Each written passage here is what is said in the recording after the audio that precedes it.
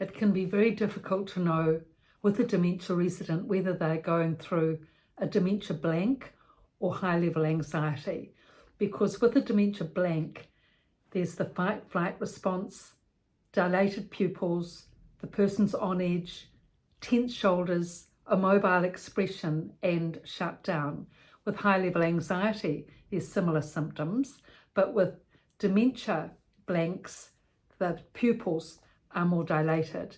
But the one big way that you can tell the difference between the two is when the person or the dementia resident comes out of a dementia blank, they'll say, if they communicate that is, they'll say, "Where am I? What's happening?" And they won't say this with dementia, so that's the big difference. Dementia blanks are acute, short-term and high-level, generally around 20 to 30 minutes for those dementia residents that can explain to you that they've experienced that. But anxiety, of course, at high level can become constant and chronic over a long period of time. So with dementia blanks, how to manage that? Well, if you recognise that your mother is going through a dementia blank, her pupils are really dilated, she will look like she's had a fright or a shock, more so than even with anxiety. The best thing is to just let her sit, just calm her down and say, "Mum, everything's fine, I'm here to support. Just breathe and relax, and this will pass. It will be over soon. You've been through it before, and you went through it last time, and so this will pass again, just like it's happened before. So you don't have to speak to me, you don't have to do anything, just relax and breathe until it's settled." So just be with your mother through that time. And then it's also really important when she comes round, if she does say, "Where am I? What's happening?" Just say, "Look, Mum, it's Sue, your daughter. I'm here to support. Everything's all right. And you're here in your bedroom at the unit. Your room's here, your bathroom's here. Everything's okay. You've just had a bit of a stress turn, but you're coming out of it now. So I'll just stay with you until you're all right." So in that way, your mother realizes that, she's had it before. It's another stress turn. It's nothing dreadful. It's something to do with her condition. It normalizes things for her and reduces the fear. Otherwise, she wonders what on earth is going on, that she's somehow losing it completely when it's a dementia turn. If she understands it's a dementia blank. And then in time, it can be explained in the group workshops that most of the dementia residents, if not all of the dementia residents, have dementia blanks from time to time, but just explain it personally, one-on-one to her in that way. Now, anxiety, in a sense, is actually a lot more complicated to know the causation, because stress anxiety with dementia, there's so many aspects. To try and break it down as best as I can, dementia unit anxiety, that is when the person is really anxious and stressed because they want to get out, they want to go home, they want to see their son or daughter, and they want to phone their friends or family. These are, as expressed by dementia residents, the main causes of stress when coming into a dementia unit. So especially anxiety to start with. I mean, depression can go on from there, but the initial experience is high anxiety. So the more this can be mitigated with taking the person out for walks, setting up their room like home, phoning regularly every day so that they don't have that stress of trying to phone out, and reminding them of when you're visiting with the visits up on a whiteboard in their room. This all helps mitigate the stress. And then, of course, there's dementia stress and anxiety that comes from that, with present memory loss, past memory loss, direction orientation loss, and then, of course, the blanks, which we've talked about. So with present memory loss, it's less of a problem in the unit because, of course, it's set up with cares, washing, showering, etc. for the person to manage day-to-day activities. But for present memory loss, to work around that by greeting and meeting, your mother and saying who you are if she's having present memory loss with names, and also with direction orientation to make sure the door is identifiable and the person can find their room with practice. So there's many aspects with anxiety, and it just really needs to be gone through step by step.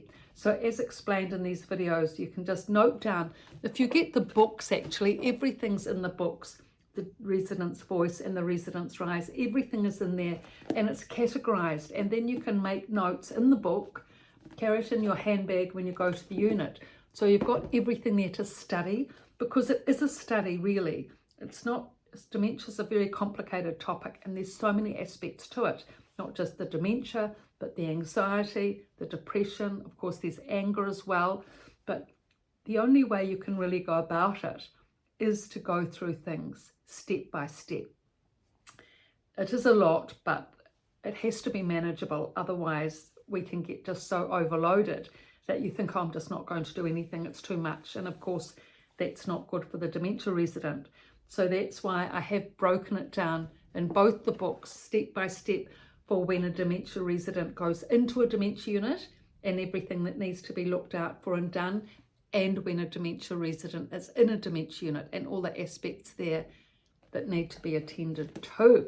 So hopefully it's in a way that is methodical and manageable.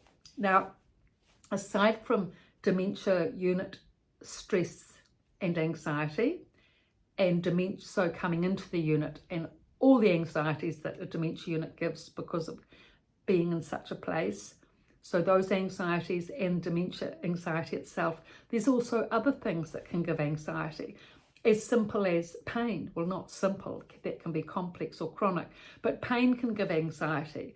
And it's very easy to overlook because there's so many other things going on with dementia. You can tend to forget that the person can have pain, and that just definitely causes anxiety.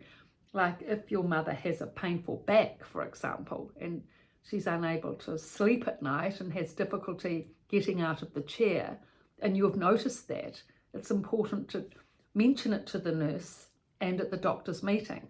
I mean, staff usually are pretty good at picking up on pain, but they may not have known that your mother has difficulty, if she's just arrived at the unit, for example, and she's having difficulty getting out of the chair, and you know that she's never had problems getting out of a chair before, but the staff don't know that. They may just think that she's getting older, maybe she's got a bit of arthritis, and that she's always had problems getting out of a chair.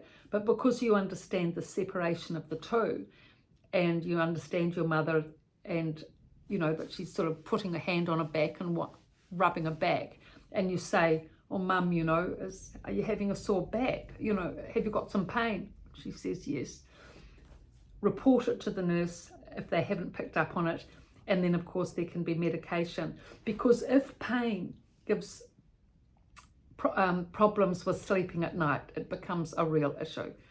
The person becomes exhausted in the day, they can't manage, they can get anxious with the pain, and also anxious because they're exhausted and they haven't been sleeping at night, and then also anxious with the night coming up that they're going to be in pain and that they won't be able to sleep, and it becomes a vicious circle. So whatever pain your mother's in, whether arthritis or osteoarthritis or a bad back, it is important to get medication in place, especially so they can sleep and also so they can walk.